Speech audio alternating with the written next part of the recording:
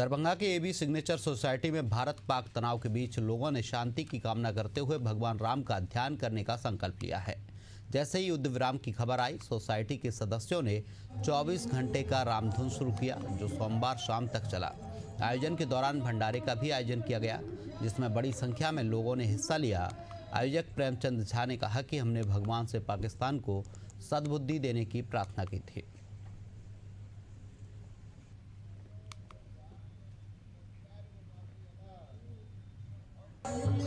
अभी जो पाकिस्तान और हिंदुस्तान में लड़ाई हो रहा है, इसमें इन लोगों ने मन्नत रखा था, ये अगर शांति रूप से संपन्न हो जाता है और पाकिस्तान को अगर सद्बुद्धि मिलती है तो हम लोग यह अष्टजाम का आयोजन करेंगे, जिससे अमन कायम रहे और सब सुख शांति से रहे। इसी उद्देश्य से इन्होंने अष्टजाम कराया है।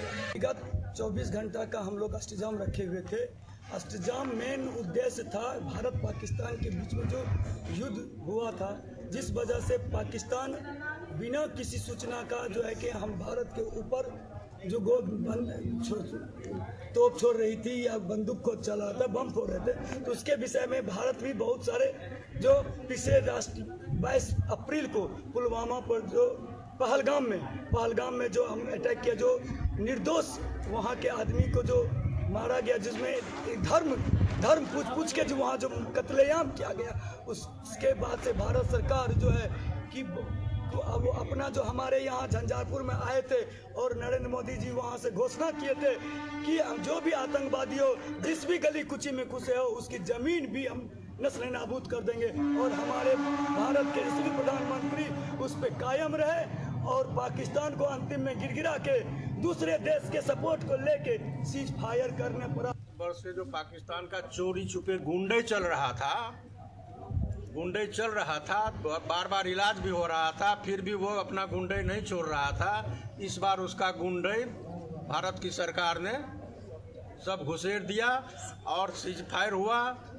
पाकिस्तान में घर में घुस करके उसका इलाज भी हुआ। उसके बाद सीज फायर के लिए वो गिड़गिड़ाया भी, सीज फायर हुआ भी और अब अमन शांति रहे अपने देश और आसपास के पड़ोस में, एक अमन शांति बरकरार रहे। इसके लिए हम लोग इस यज्ञ का अनुष्ठान किए हैं।